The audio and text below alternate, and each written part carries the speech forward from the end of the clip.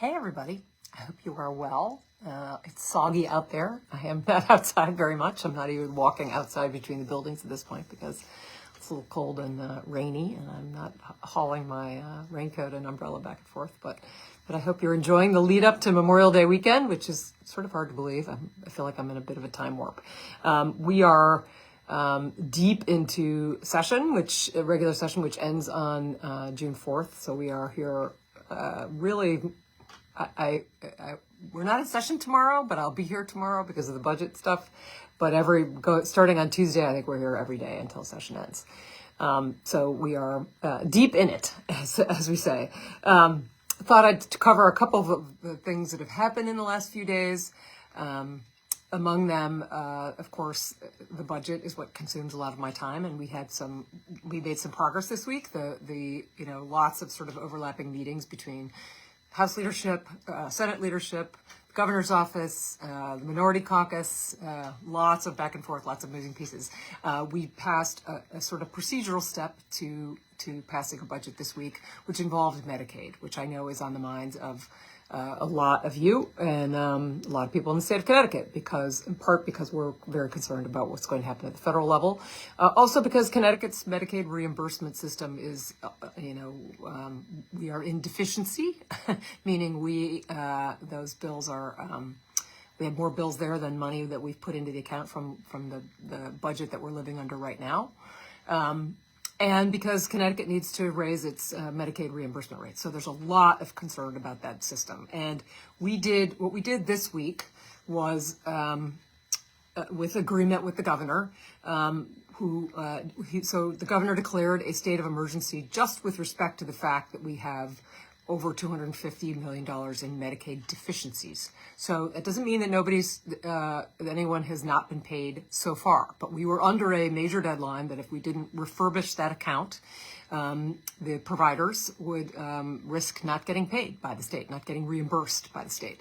So we passed legislation which took the surplus that we had on hand, which is substantial for a number of reasons. Part of it is our fiscal guardrail system, and part of it is the fact that we have interest from the ARPA pandemic monies in that account. So we have a fairly robust amount of surplus there, and we had enough money to pay those bills, and so we decided collectively that we would pay them right now so that those accounts would be refurbished. We would be on solid footing in terms of paying the providers who really, help the most vulnerable, long-term care, you name it. So that was a really important move, and doing that enables us, sort of clears the way to turning the page on creating a biennium budget.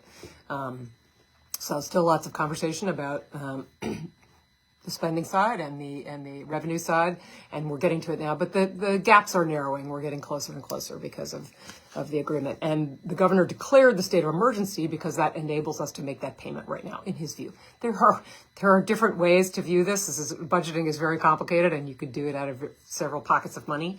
But we agreed that this was a pretty straightforward way to do it, and we all agreed that Medicaid was, sort of a moment that, is under assault. We're very concerned about it, and we wanted to make sure we shored up those accounts. So that's what we did this week.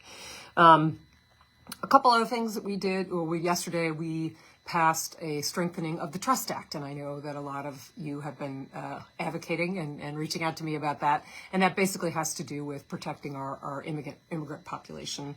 And again, it's not about people who commit crimes should be taken into custody as appropriate. I am a former prosecutor. I'm very aware of when it's appropriate to take somebody into custody and when it's not.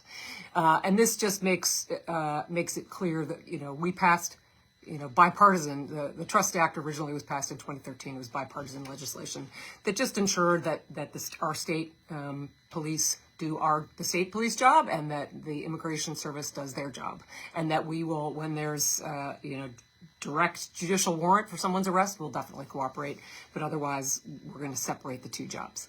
And there was some question about whether the Trust Act was enforceable. And so what we did this year in terms of strengthening it was to make sure that it is enforceable. And so that if there are violations of the Trust Act, you can bring a cause of action to pursue those in court. So that gives a little bit more teeth to the Trust Act.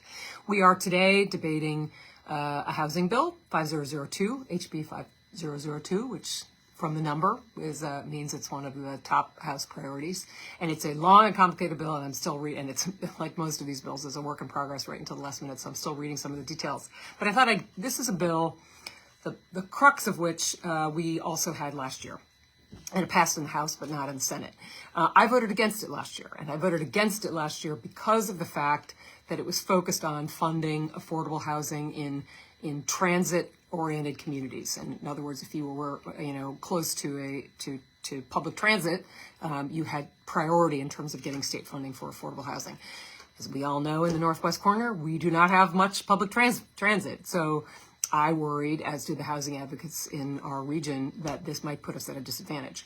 This year, that has been changed, and I have been talking to the housing advocates in our region, and they are comfortable with that part of the bill, at least. And so I'm looking through the rest of it, and hearing from a lot of people about it. But I will, at this moment, I expect to support it. But I do always, the details of the bill matter, and I'll be reading through that as well. It is EMS week, so I want to just make sure that I express my extreme gratitude for all EMS workers across the state, but certainly all the volunteer EMS squads in the Northwest corner, which are there for us no matter what we're doing or what else is going on in the world. They show up at our moments of greatest need and take care of us. So my gratitude to all of you for everything you do to make our lives better and keep us safer and have, neighbors taking care of neighbors. That's pretty meaningful.